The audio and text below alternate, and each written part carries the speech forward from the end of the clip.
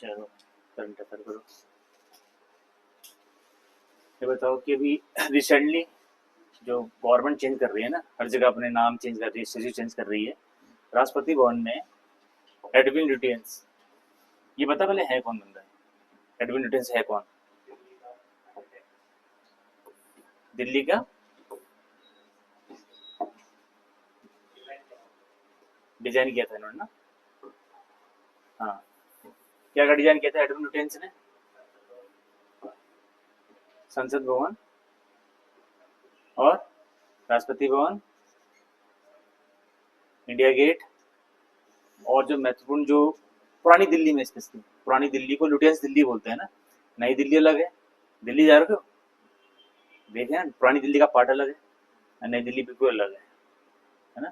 तो Edwin Lutyens ने ही पूरा डिजाइन किया है उसे। तो उनकी जगह पे अब किसका स्टैचू लगा है राष्ट्रपति भवन में? सी, ये कौन है? Shri Rajagopalachari, first governor, first Indian governor general, और लास्ट भी। कब से कब तक रहे हैं ये?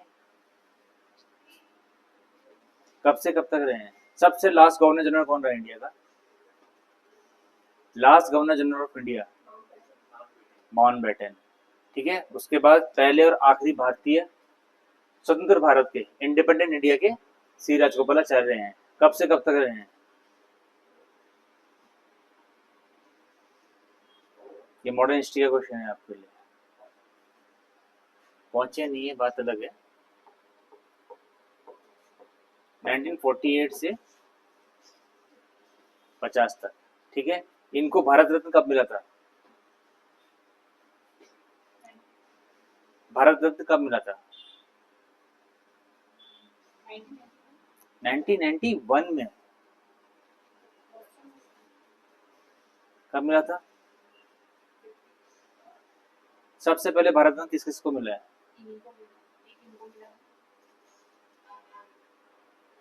और किसको मिला है? हाँ, कौन कौन थे? सर्वपल्ली राधाकृष्णन, वो कौन है? First second president. ठीक है, पहले प्रेसिडेंट कौन थे? और क्या क्या किया उन्होंने राजेंद्र प्रसाद ने? क्या रहे हैं? जब कॉन्स्टिट्यूशन बना था तब क्या थे वो? जब कॉन्स्टिट्यूशन बन रहा था उस समय क्या दिया, क्या बने थे वो? पॉलिटिकल से पॉलिटी बॉडी है।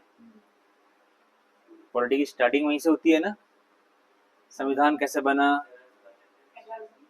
अध्यक्ष थे। यही है। ठीक है, और किसको मिला है इनके साथ साथ? श्री राजगोपालाचार्य, सर्वपल्ली राधाकृष्णन। तीसरे कौन थे? थर्ड कौन थे?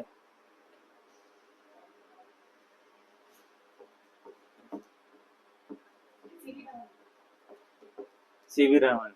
ईयर था 1954 में। फर्स्ट टाइम जब भारत रत्न मिला था तब इन दोनों को ही मिला था। सीवी रमन को नोबेल प्राइज कब मिला था? 1930 में। किस चीज में मिला था? फिजिक्स के लिए, रमन फैक्ट के लिए। ठीक है, तो आपको ये चीजें पता होनी चाहिए, सारी की सारी क्वेश्चन इसी में है कि श्री राजगोपालाचार्य पहले और आखिरी भारतीय इंडियन गवर्नर जनरल थे स्वतंत्र भारत के। ठीक है, कब मिला था उनको? 1954 में। भारत रत्न किसके साथ? सर्वपल्ली राधाकृष्णन और सीवी रमन के साथ। और कब से कब तक टेन्योर था इनका? 1948 से लेके 1950 तक ये इंडिपेंडेंट इंडिया के गवर्नर जनरल रहे हैं। उसके बाद कॉन्स्टिट्यूशन आया तो सब खत्म हो गया था ना चीजें। और एडविन लुटियंस के बारे में आपको बताना चाहिए। 1912 में इन्होंने जो डिजाइन किए थे पुरानी दिल्ली में, मतलब जो राष्ट्रपति भवन है, ठीक है, जो आज का राष्ट्रपति भवन है, जो पुराना पार्लियामेंट हाउस है हमारा, इंडिया गेट है, वो सारे के सारे डिजाइन एडविन लुटियंस ने किए थे। ये ब्रिटिश आर्किटेक्चर थे। वर्ल्ड ओशियन साइंस कांग्रेस 2026 इस बार कहाँ हो रहा है? गोवा। और कहाँ हो रहा है बताओ? तुम भी बताओ कोई और।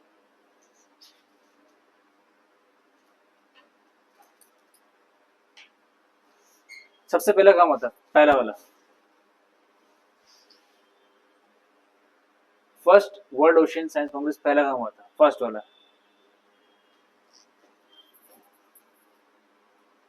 वाइजैक का नाम सुना है? वाइजैक सुन तो क्रिकेट में, कहाँ का नाम है वाइजैक? शॉर्ट फॉर्म कहाँ का नाम है? मूवीज देखते हो साउथ की? वाइजैक का नाम आता है हर बार उस पर।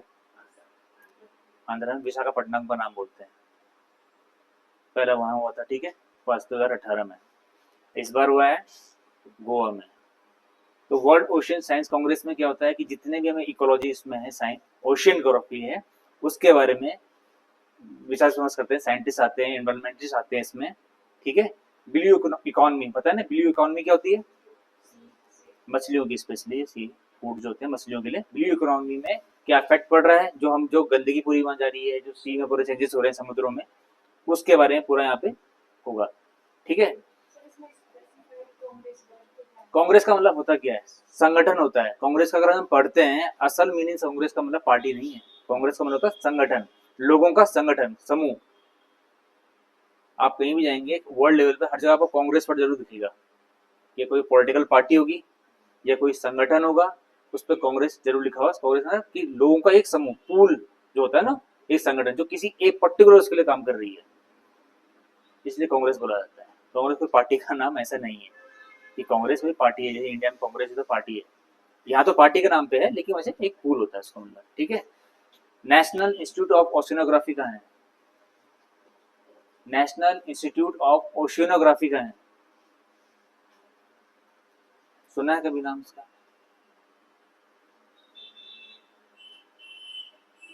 कहाँ पे है? वाइजैक। गोवा की राजधानी क्या है? वही है। जितने भी गवर्नमेंट के मिशन होते हैं आर्कटिक अंटार्कटिक में, ओशियनोग्राफी में ही परीक्षा डिजाइनिंग होती है। ओशियंस की जितनी पढ़ाई है, जितना भी सब चीजें, वो वहीं होता है इंडिया में, ठीक है ना। तो ये क्वेश्चन बहुत बार आया है कि नेशनल इंस्टीट्यूट ऑफ ओशियनोग्राफी कहाँ है। अब बहुत कंफ्यूज होते हैं बच्चे, क्योंकि उसमें एक ऑप्शन होता है, जैसे आपके पास गोवा, आपका ये रहेगा केरला, ये होता आपके पास दे देंगे मुंबई, चेन्नई, तो कंफ्यूजन हो जाएगा कहाँ पे है। वो है गोवा में। ये आपको याद रखना, गोवा में भी कहाँ? पणजी में। भारत की पहली एंटी टेरर पॉलिसी बनाई है गवर्नमेंट ने, किसने? Union ministry of home affairs ने। उसका नाम क्या है? प्रहार। और बताओ, प्रहार, ठीक है। प्रहार, प्रहार का काम क्या है? Anti terror policy. Anti terror policy होती क्या है? हाँ, क्या क्या है इसमें, और किस टाइप का आतंकवाद? सब पाकिस्तानी में होता है, म्यांमार से भी आते हैं। जो भी एंटर टेरर मतलब जो भी टेरर एक्टिविटी देश के अंदर होगी, ये नहीं कि बॉर्डर पे, बॉर्डर क्रॉस करके वो इस पर नहीं जाएगा प्रहार। देश के अंदर आके जो भी गतिविधियां होंगी, उस पर उसको खत्म करना है। जीरो टॉलरेंस पॉलिसी है इस पे। जीरो टॉलरेंस का मतलब क्या होता है? सीधे नष्ट ही होगा। ऐसे नहीं कि पकड़ा जाएगा, भाई आजा पकड़, आजा यहाँ पे सरेंडर कर ले, जो भी है, पहले लास्ट ऑप्शन होते हैं, उसके बाद नहीं तो सीधे खत्म। डार्क वेब, हैकिंग, जितनी भी चीजें हैकिंग है जो, उसको भी सब प्रहार के अंदर ही आएंगी, एंटी टेरर पॉलिसी के अंदर ही आएंगी, ठीक है ना। डार्क वेब पता है ना आपको? नाम नहीं सुना? डार्क वेब का नाम सुना है आपने? आप जैसे देते हैं ना कि किसी की फोटो मॉर्फ करके बनाते हैं या कुछ करते हैं, वीडियोस बनते हैं मॉर्फिंग करके डार्क वेब के थ्रू, या जो आपके अकाउंट्स में सेंड लगते हैं, सर्वर हैक किए जाते हैं। सर्वर हैक होते हैं ना गवर्नमेंट के, सर्वर हैक हो गया, वो सब डार्क वेब से होते हैं। उसमें हैकिंग दूसरा पार्ट भी आता है। पर डार्क वेब इतना तगड़ा है कि उस पर घुसना, उसको पकड़ना बहुत टफ होता है। मान लो मैं यहाँ बैठा हूँ, ठीक है, सिस्टम पे बैठा हूँ, अब मैंने हैक कहीं यूरोप की कोई कंट्री का, कोई कंट्री का, कोई गवर्नमेंट की साइट को हैक किया, लेकिन उनको मेरी लोकेशन इतनी जल्दी पता नहीं लगेगी, क्योंकि मैंने अपना सर्वर दिखा रहा कहीं और। मैंने अपना सर्वर दिखा होता रशिया में, किसी गाँव पे, तो उनको भी पूरा घुसना पड़ेगा कहाँ पे है, कहाँ से अटैक किया ये, क्योंकि उनको मुझे लोकेशन कहीं और दिखा रहा हूँ, मैं बैठा तो मैं यहाँ हूँ देहरादून में। तो डार्क वेब में जो भी होते हैं बहुत ज्यादा तगड़े काम होते हैं, ठीक है। वहां पे आपके जैसे हवाला का जैसे पैसा होता है ना, हवाला सुना है? पैसा, पैसों को जो घुमाते हैं पूरा डार्क वेब, या फिर आपकी जो क्रिप्टो करेंसीज को घुमाते हैं, वो सब क्रिप्टो करेंसी ऑन वैसे भी व्हाइट भी होती है, ब्लैक में भी होता है पूरा काम, ठीक है। वो डार्क वेब में ही आता है, तो वो प्रहार के अंदर ही आएंगे सब अब, ठीक है। मेरी रसोई स्कीम किस गवर्नमेंट ने लॉन्च की है? पंजाब गवर्नमेंट ने। अच्छा, और राजस्थान, और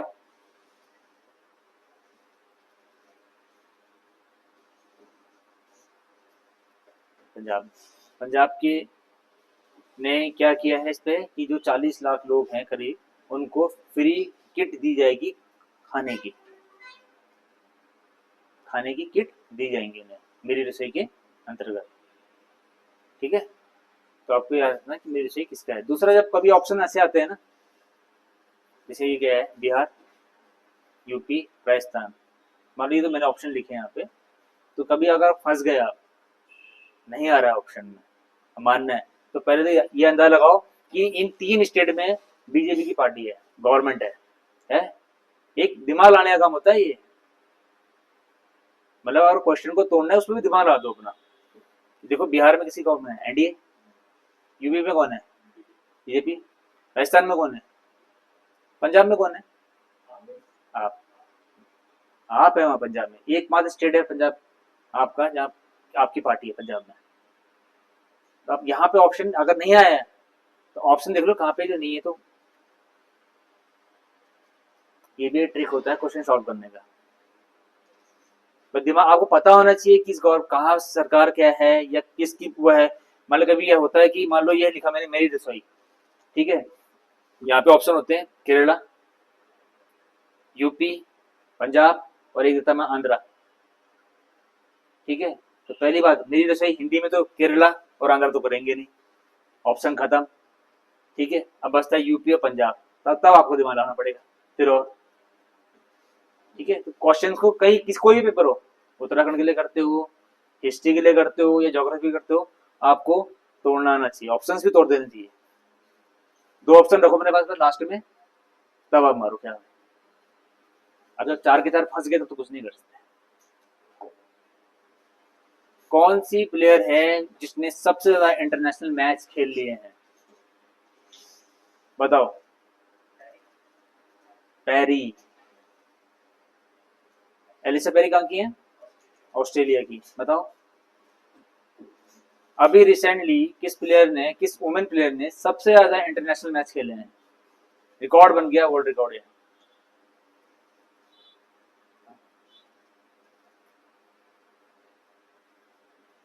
नहीं, नाम सुने सबके, किस किस के नाम सुने आपने? मिताली राज और हरमनप्रीत कौर। एलिसा पेरी का नाम तो सबने ही सुना होगा, ये बहुत बड़ी खिलाड़ी है क्रिकेट में। ठीक है, कौन है, कोई ऑप्शन बाजता है इन, चलो इन दोनों में से मारो, इन दोनों में कौन है, मिताली राज और हरमनप्रीत कौर। हरमनप्रीत कौर क्या है, इससे मैं इंडिया की कैप्टन है। ठीक है, कितने मैच खेल गई हैं,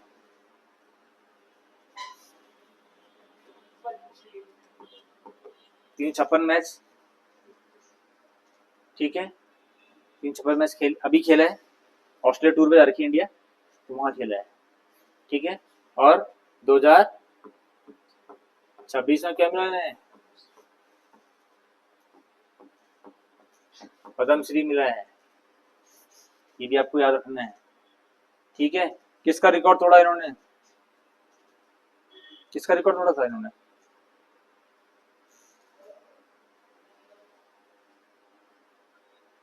एक क्रिकेटर है न्यूजीलैंड की, स्वेजी बैट्स। न्यूजीलैंड के क्रिकेटर हैं, पुरानी क्रिकेटर हैं स्वेजी बैट्स, उनका रिकॉर्ड तोड़ा है, उनका 355 है, वो 356 है। आपको ये याद रखना है कि कितने मैच खेले हैं। क्वेश्चन ये भी आता है कि हरमनप्रीत कौर ने अभी रिकॉर्ड तोड़ा है, उन्होंने कितने मैच खेल हैं इंटरनेशनल, तो क्या है 356, और 2026 में इन्हें पद्मश्री भी मिला है, वर्ल्ड चैंपियन भी है ना अभी। Which country top the medal table of winter Olympic 2026? Winter Olympic कहाँ हुए हैं, इटली के कहाँ पे, एक 2 शहर है, इटली में कहाँ पे हुए हैं, कहाँ पे हुए इटली में,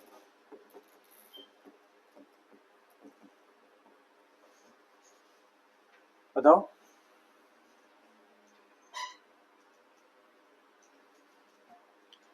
पढ़ाया था ना मैंने स्टैनली भी। पीछे पढ़ाया था ना करंट अफेयर में, नहीं विंटर ओलंपिक कहाँ हो रहे हैं।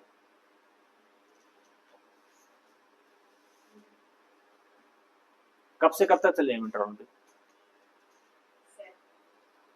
डेट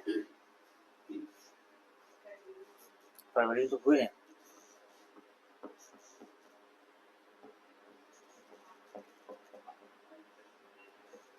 दो फरवरी से लेके 22 फरवरी तक।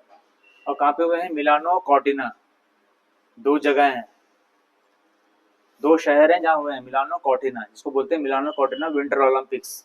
अगर आप ओलंपिक लिखोगे इसमें, उस पर लिखा होगा विंटर ओलंपिक मिलानो कॉर्टिना, एक साल लिखा होगा। तो दो शहर हैं ये इटली के, वहां हुए हैं। तो इस बार सबसे ज्यादा किसने मेडल जीते हैं? किसने? चाइना, नॉर्वे ने। टॉप पर आया नॉर्वे, सेकंड नंबर पर आया यूएसए आपका। तो आपको पता होना चाहिए कब से कहाँ तक हुए। शहरों के नाम भी याद होने चाहिए आपको, मिलानो कॉर्टिना,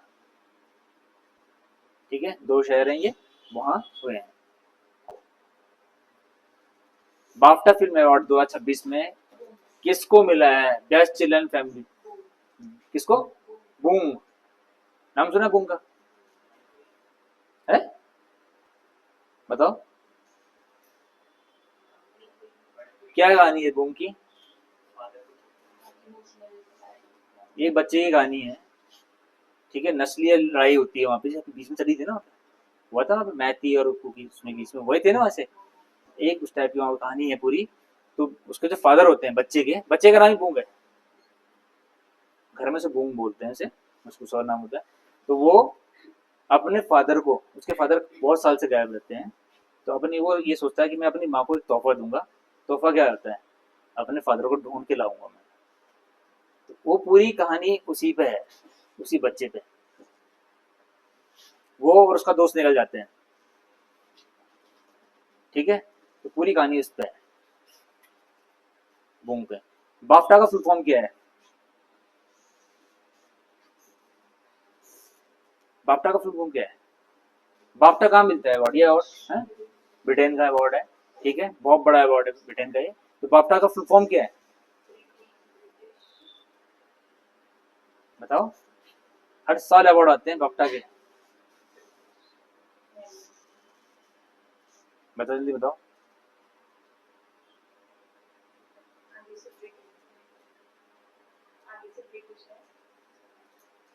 आगे से ब्रिटिश है।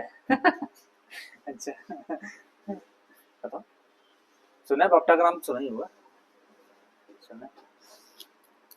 British academy of television film and art, British academy of television film and art, BAFTA का फुल फॉर्म है, ठीक है।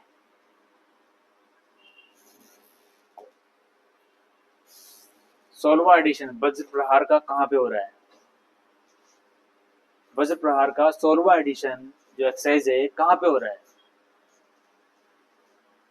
बताओ। मेघालय, मेघालय, मेघालय, बताओ।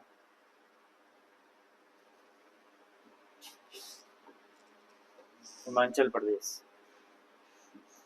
वज्र प्रहार एक्सरसाइज किन दो कंट्रियों के बीच में होता है? वज्र प्रहार एक्सरसाइज किन दो कंट्रियों के बीच में होता है?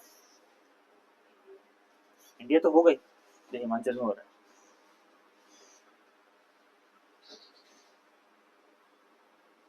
बताओ।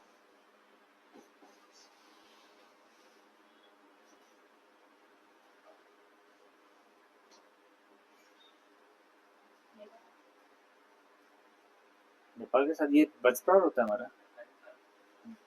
अफगानिस्तान में तो कहाँ हो ही कहाँ रहा है, जब से खत्म ही हो रहा है, तब से कहाँ हो रहा है, बहुत टाइम से कुछ भी नहीं हो रहा है हमारे। यूएसए और इंडिया के बीच में,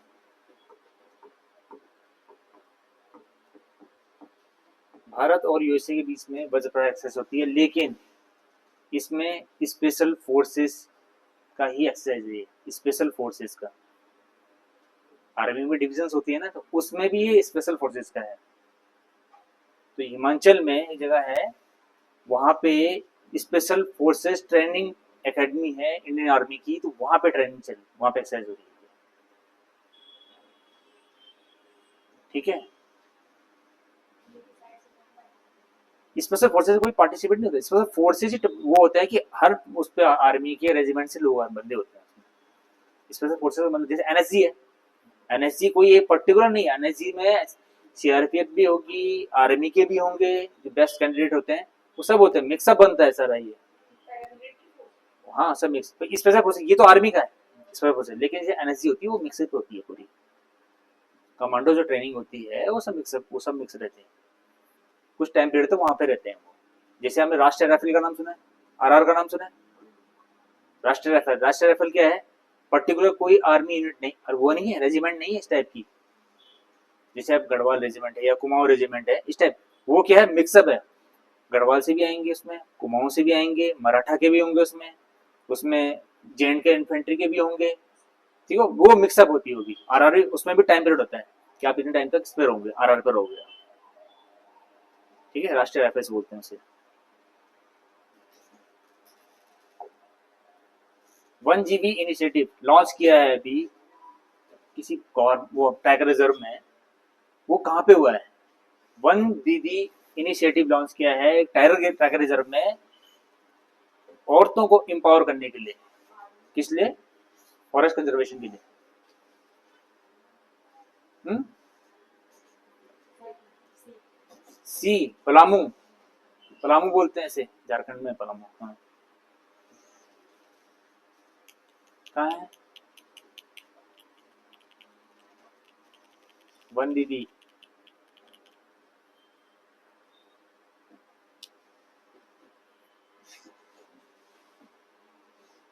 पलामू कहाँ है, झारखंड में।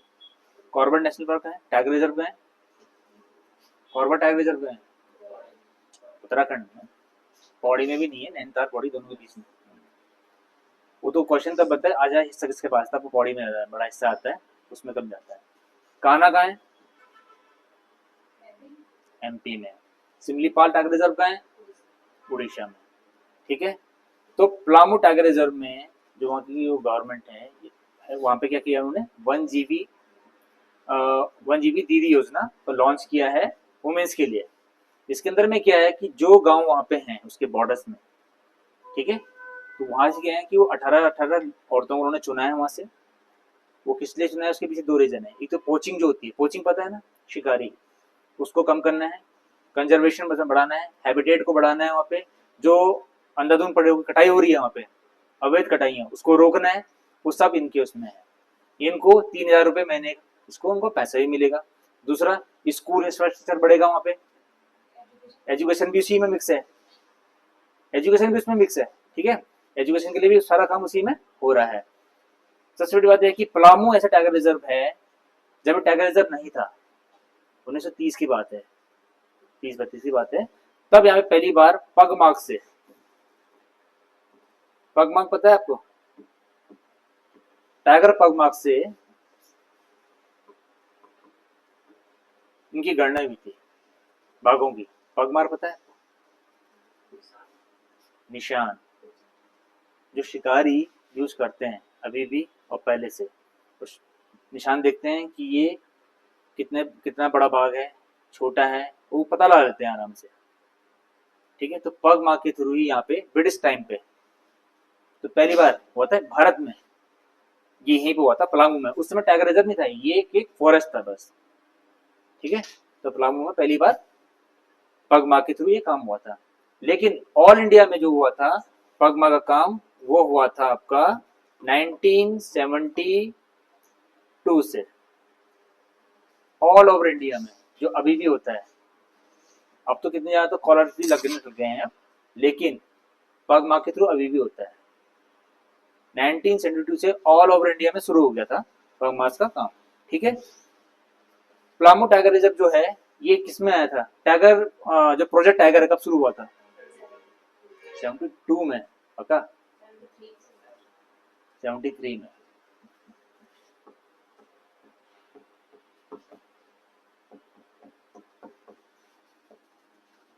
प्रोजेक्ट टाइगर है 1973 से, उसके अंतर्गत इसको बना है टैग रिजर्व। ठीक है, तो इसमें पढ़ लेते थोड़ा और आगे। लोकेशन है झारखंड में, 74 में बना, टैग रिजर्व के अंदर में आया। स्पेशल फीचर जो बताया मैंने आपको, पहली बार पग मार्क से हुआ था यहाँ पे। ठीक है, 1932 में। ठीक है, 1GD इनिशिएटिव जो है, जो 17 गांव इसकी जो अगल बगल हैं, 18 वुमेन्स वहां पे ली जाएंगी। उनको जो 306 मेंबर होगा टोटल, 3000 रुपये महीने ने पैसा मिलेगा। वही है, पोचिंग को खत्म करना है, टिम्बर जो पेड़ है, लकड़ियों को जो अवैध कटाने हैं उसको रोकना है, हैबिटेट डिस्ट्रक्शन को रोकना है। ठीक है, एनवायरमेंट अवेयरनेस बढ़ानी है, फॉरेस्ट सर्विलांस। अब सर्विलांस होगी ना, जब 306 लोग वहां घूमते रहेंगे तो सर्विलांस अपना बढ़ गई। उससे क्या हुआ, जो स्टेट है, सेंट्रल गवर्नमेंट है, उसका पैसा क्या बच गया ना, ये तो उनको जॉब मिल गई। सर्विलांस के लिए आगे एक तरह समझो कि एक फ्री टाइप के लोग हो गए ना, एक एनजीओ टाइप का काम हो रहा है ना पूरा ये। ठीक है, इको फ्रेंडली लेबर प्रैक्टिस हो गई कि मतलब जी भाई आप जंगलों को मत काटो, जंगल काट देंगे, लकड़ियां चाहिए तो कहाँ जाएंगे, जंगल में जाएंगे, उसके लिए बचाया है इन्होंने। ठीक है, रूरल एजुकेशन और स्कूल एनवायरमेंट को बढ़ाएंगे ये। अब जो औरतें होंगी, मान लो जो औरतें हैं, तो कहीं कहीं जाएंगी तो बताएंगी ना, मतलब उनके बच्चे पढ़ेंगे तो जो उनके बच्चे नहीं आते होंगे स्कूल में, उनको ही बोले ना बच्चों को डालो पढ़ाओ, तो उसका भी एक इनिशिएटिव होता है। जब आप देखते हो इलेक्शंस होते हैं तो सबसे ज्यादा जो वो होता है, मतलब वोटिंग प्रतिशत किसका ज्यादा होता है, वुमेन्स का ही होता है हर जगह, क्योंकि इन्फ्लुएंस जो होता है वो वुमेन जल्दी होती है, हो जाती है। आदि भी होते हैं, लेकिन वुमेन्स का कहते हैं एक साथ होती है। मतलब आप हैं तो आप 3-4 लड़कियां हैं, 4-5 लड़के एक साथ, लेकिन लड़कों में ज्यादातर क्या होता है कि एक कॉन्ट्राडिक्ट होता है कि नहीं होता, कि नहीं होता, दोस्तों में भी होता है। तो इसलिए वुमेन्स को ही ज्यादा यहाँ पे रखा गया है। एक तो क्या होता है कि काम हार्ड वर्किंग भी ज्यादा होती है, घर पे रहती है तो हार्ड वर्क अपना काम भी कर रही है और बाहर का काम भी कर ही रही है साथ साथ। ठीक है ना, इसलिए इन्होंने 1GB दीदी इनिशिएटिव लाए। ऐसी बहुत सारी इनिशिएटिव हर जगह भी हैं, अदर स्टेट्स में भी चलती हैं। तो ये आप करना, आप पहला टाइप कोचिंग कहाँ पे, कहाँ पे शुरू हुआ था। ठीक है, बी कॉरिडोर इनिशिएटिव किसने लॉन्च किया है?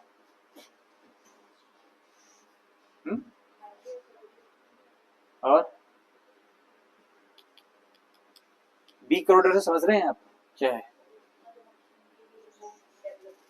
एक कॉरिडोर बनाना है, कॉरिडोर पता है ना, रास्ता जो होता है। किसने शुरू किया बी कॉरिडोर?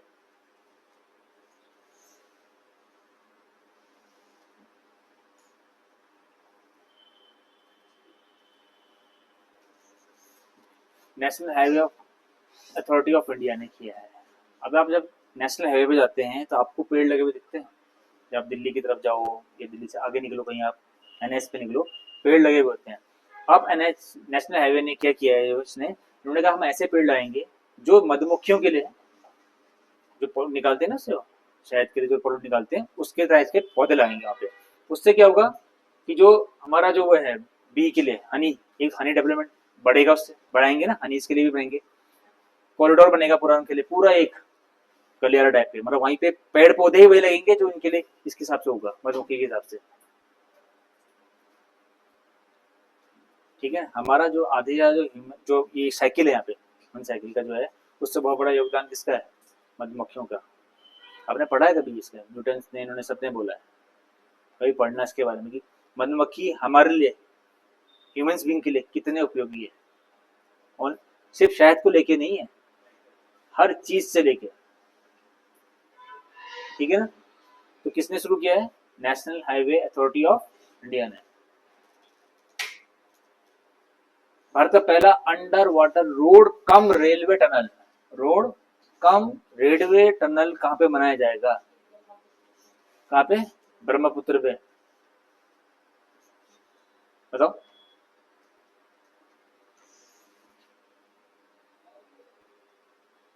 बताओ बताओ कहाँ पे बनाया जाएगा?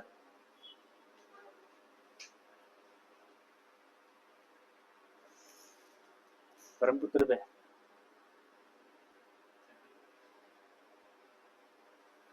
इसके अलावा कभी और कहीं सुना है अपने नाम ऐसे, कहीं होता है ऐसा अंडर वाटर टनल्स? भारत तो पहला यही बनेगा, नर्मदा का से होगा। ब्रह्मपुत्र में ही बनेगा। ये 33.7 किलोमीटर का लंबा रास्ता है, जिसमें 15.6 या 7 किलोमीटर जो है वो अंडर वाटर होगा। ठीक है, एक तरफ जो ऐसा होगा, एक टनल तो होगा रेलवे के लिए और एक होगा कार ट्रक 4 व्हीलर्स के लिए। ठीक है, उनके लिए होगा, ये अंडर वाटर होगा। जैसे आपने कभी देखा कि जब ब्रिटेन, इंग्लैंड और फ्रांस के बीच में भी टनल है जो, लेकिन वो रेलवे टनल है, वो समुद्र के नीचे से है पूरा। ऐसे ही ये भारत में पहली बार बन रहा है। इससे क्या डिस्टेंस बहुत कम हो रही है। जो दो जगह है वहाँ पे असम में, वहाँ पे इनकी डिस्टेंस कम से कम जो 2 घंटे का दूरी थी वो आधे घंटे में खत्म कर दे रहा है। ठीक है, तो कहाँ बन रहा है? ब्रह्मपुत्र नदी के नीचे। भारत को बांग्लादेश के अभी प्राइम मिनिस्टर बने नए, कौन बने बताओ? तारिक रहमान। कौन बने?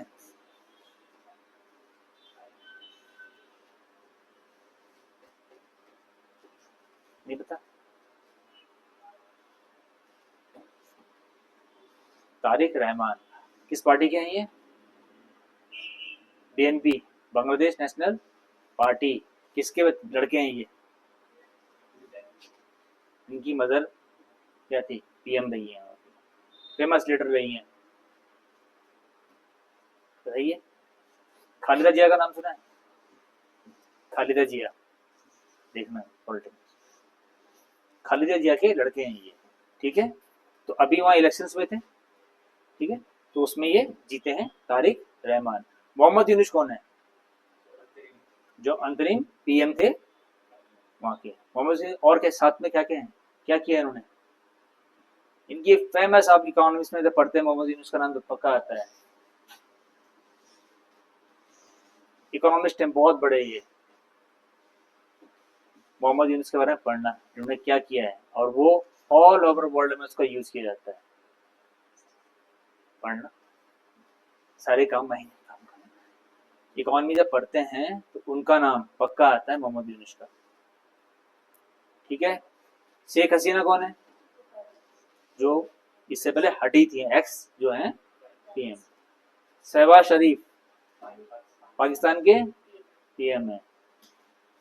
ठीक है, मोहम्मद यूनुस के बारे में पढ़ना। ठीक है, शॉर्ट में पढ़ना इन्होंने क्या किया है। किस स्टेट ने टाइडल, जो ज्वार जो फ्लड आता है उसको एक डिजास्टर में माना है? स्टेट स्पेसिफिक डिजास्टर बोला है उसे। ज्वार से जो फ्लड आएगा उसको डिजास्टर बोला गया है। क्या हम इसे स्टेट स्पेसिफिक डिजास्टर बोलेंगे? पहले उस पर नहीं था। जैसे साइक्लोन्स होते हैं वो डिजास्टर में आता है, भूकंप है वो डिजास्टर में चले आता है। ठीक है, रिलीफ फंड मिलते हैं ना पूरे उसमें। अब उन्होंने बोला कि भाई जो ज्वार से जो फ्लड होगा उसको भी स्टेट स्पेसिफिक डिजास्टर हम घोषित कर रहे हैं। उड़ीसा।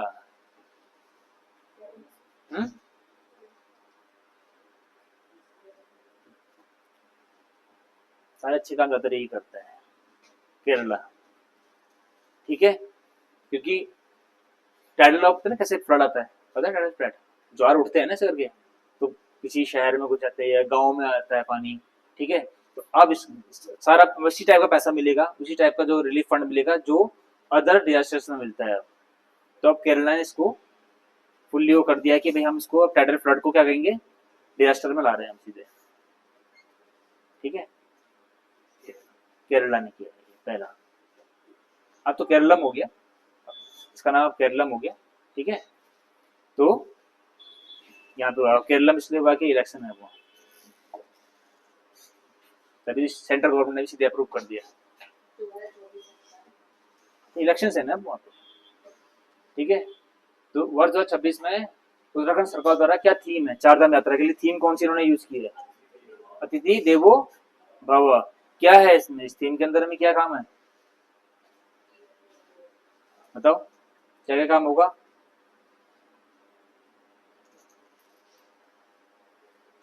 जितने भी देखो अतिथि देवो भव में क्या है, जो भी गेस्ट हाउस हैं, होटल्स हैं, उनके नंबर यहाँ पे होंगे पोर्टल पे।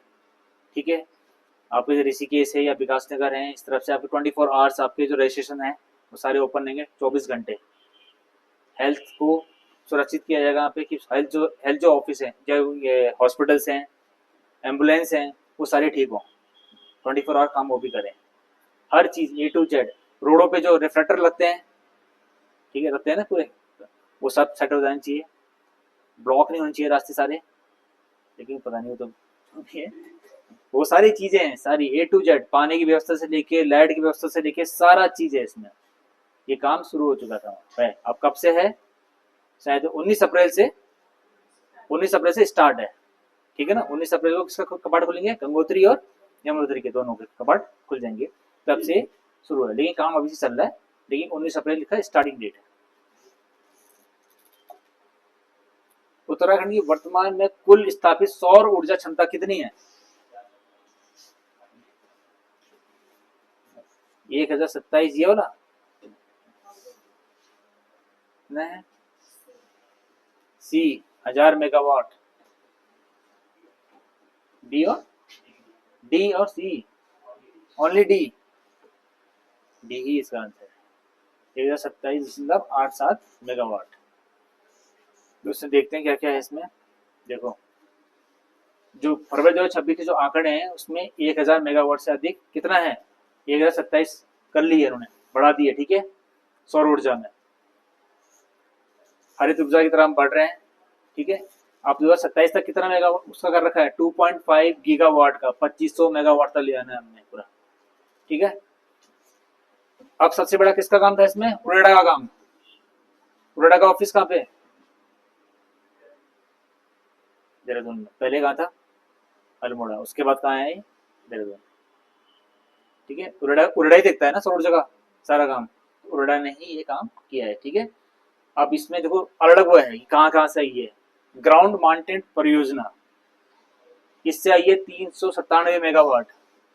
तो ये पता है आपको ग्राउंड माउंटेन परियोजनाएं क्या होती हैं, ग्राउंड माउंटेन का मतलब क्या होता है, जमीन पे कंक्रीट को लगा के खंबा, जहाँ पे बजर, जैसे आप देखते हो ना राजस्थान में, गुजरात में बहुत जगह क्या है जहाँ बंजर भूमि है, तो वहाँ बड़े बड़े प्लांट लगे हुए हैं, ठीक है। तो उत्तराखंड में इतना है 397 इसमें ग्राउंड माउंटेन परियोजना से, ठीक है। Roof top solar power plant, जो PM घर जो हम बोलते हैं, रूफ टॉप जो घरों में लगता है, देखा छतों पर लाते हैं, उससे कितना है 241 मेगावाट। ये तो मुख्यमंत्री सौर ऊर्जा योजना है, जो पैसा मिलता ही है इसके लिए भी। कमर्शियल नेट मीटरिंग, ये क्या है, कमर्शियल नेट मीटरिंग क्या होता है, इससे आया है 110 मेगावाट, बेचने के लिए होता है, जिसे घरों पे लगता है, या कोई औद्योगिक इकाई है, कोई कंपनी है, उसने हमें छतों पे ला दिया है, जितना उसने बनाया, मान लो उसने टोटल बनाया 100, उसने बनाया 100, ठीक है, 100 यूनिट बनाई मान लो उसने इससे खपत कर ली 70 यूनिट की, बची कितनी 30 और 30 उसने वापस किसको दे दी, बेच दी किसको, गवर्नमेंट को। सप्लाई कौन लेता है, पिटकुल। आपको ये पता है ना कि पिटकुल UPCL में अंतर है, पता है UPCL क्या है, उत्तराखंड पावर कॉर्पोरेशन लिमिटेड, जो हमें बिजली देता है घरों पे। पिटकुल क्या है, जो ग्रिड बनाता है, डैम से बनता है बिजली, वो जाएगा पिटकुल के उसमें ग्रिड में, पिटकुल फिर आगे सप्लाई करेगा किसको, UPCL को, ठीक है ना। तो ऐसी है, यहाँ पे पिटकुल नहीं, यहाँ पे हम जो भी UPCL डब्बा लगाते हैं ना, आपने घरों में देखा होगा, जब घरों पे लगते हैं सौर ऊर्जा लगते हैं, एक अलग डब्बा होता है इसका, मीटरिंग का मीटर होता है, लेकिन एक सामान्य मीटर अलग होता है, इसका मीटर अलग होता है। तो उस पर आपको दिख जाता है कितनी खपत हुई है, कितना जा रहा है, कितना हमने बचाया अपना, ठीक है। तो उसका पैसा क्या होता है, आपके अकाउंट में ट्रांसफर होता है, ठीक है। कैप्टिव सोलर पावर प्लांट, ये क्या है, कैप्टिव सोलर पावर प्लांट से बनाया है 51 मेगावाट।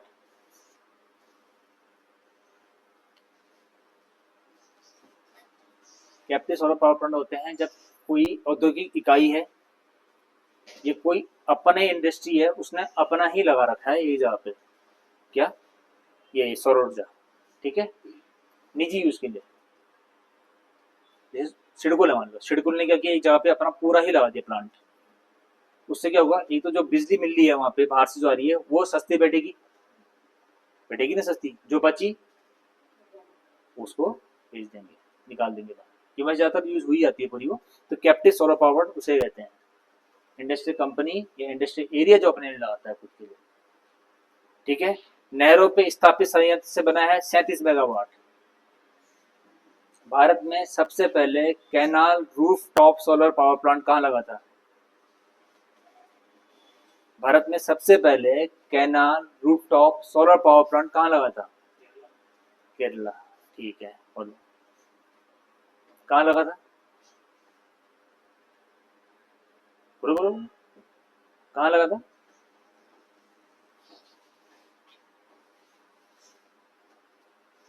गुजरात, नर्मदा के ऊपर। नर्मदा में नहर निकलती है नर्मदा से, उस पे लगाते हैं। तो नहरों पे स्थापित संयंत्र, जो कैनाल रूफटॉप है, इसका फायदा क्या है, क्यों लगाया जाता है नहरों के ऊपर? वेपराइजेशन ना हो पानी का। ठीक है। और जो उस पे कवक जमते हैं ना ये, वो ना बने वहां पे, तो पानी साफ रहेगा ना बिल्कुल। ठीक है। तो भारत में पहले कहाँ लगा था? गुजरात के में नर्मदा नहर के ऊपर। ठीक है। तो वहां से कितना बना है? 37 मेगावाट वहां से मिला है। सरकारी भवन, जो सरकारी भवनों पे लगा ना, आप कहीं भी जाओ मोस्टली सरकारी भवनों में आप रूफटॉप लगने लग गए हैं, तो वहां से कितना बना है? 26 मेगावाट। और टोटल कितना हो गया? 1027.87 मेगावाट इस समय है फरवरी 2026 के साथ। तो आपको ये पता होना चाहिए ग्राउंडेड माउंटेन परियोजना क्या होती है, कमर्शियल क्या है, कैप्टिव क्या है, और नहरों पे क्या होता है। ठीक है। ये भी आपको वैसे नहीं, ये आपको वैसे भी होनी चाहिए। आपके घरों में लगे, घर किस किस के अपने हैं यहाँ पे? अपने घर कोई है यहाँ पे? कोई सब रेंट पे रहते हैं? सब रेंट पे रहते हैं, तो घरों पे लगते हैं, तो सब लोगों ने लगाने लग गया। मुख्यमंत्री चैंपियंस ट्रॉफी 2025-26 में किस जिले ने सर्वाधिक पदक जीतकर प्रथम स्थान हासिल किया है? देहरादून। बताओ। देहरादून। पौड़ी। बताओ बताओ। कब शुरू हुआ थे? हैं?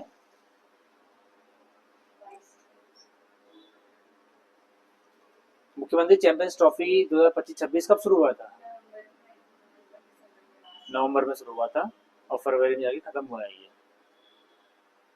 ठीक है। तो टॉप कौन रहा है? देहरादून। सेकंड नंबर पे कौन रहा है? उधम सिंह नगर। थर्ड, ये सेकंड नंबर पे रहा है, ये फर्स्ट पे रहा है, और ये थर्ड पे रहा है हरिद्वार। प्राइज मनी क्या मिली है इन्हें? है? कितना मिला है? 5 लाख।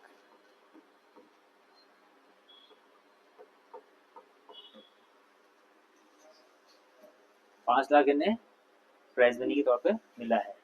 ठीक है। मुख्यमंत्री चैंपियंस ट्रॉफी। ठीक है, लिखा होगा मैंने। तो ये 23 नवंबर से लेके 18 फरवरी तक चला ये। ठीक है। देहरादून ने टॉप किया, फिर उधम सिंह नगर ने किया, हरिद्वार ने। ये भी आपको सीरीज याद रखना है इस पे। मैच द फॉलोइंग आती है ना, तो मैच द फॉलोइंग आती है, पहला कौन था, दूसरा कौन था, या ऐसी पूछेगा दूसरे नंबर पे कौन था, पहले पे देहरादून था, दूसरे पे कौन था। ठीक है।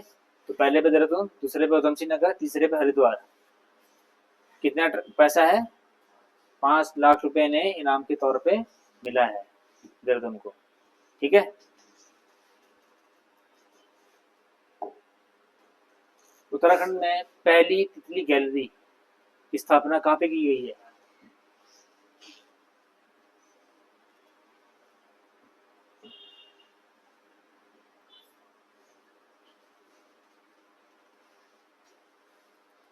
पहली तितली गैलरी का स्थापना कहाँ पे हुई है उत्तराखंड में?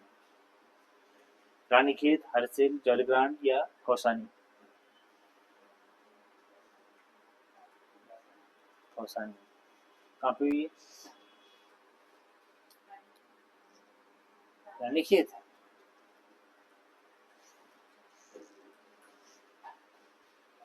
जौलीग्रांट। मैं तुम्हारे जगह पे तो मैं इसको मारता, अगर मैं पढ़ाई करना नहीं पढ़ता ना, क्योंकि देखो रानी के हर सिर कौसानी ऐसी जगह है जो सबको पता है, फेमस जगह है ना। ये फेमस जगह नहीं थी ना इतनी, मैं इस पे तुक्का मार देता सीधे। तो मैं ये बोला ट्रिक ये होती है तोड़ना पड़, वही है ना। यहाँ पे जब सब घूम गई है, बड़ी अजीब सी लग रही है ना जगह ये। हो तो क्या काम वहीं पे, अगर तुक्का मारना तो ये तुक्का होता है। ठीक है, कहाँ पे है, जॉली ग्राउंड पे। ठीक है।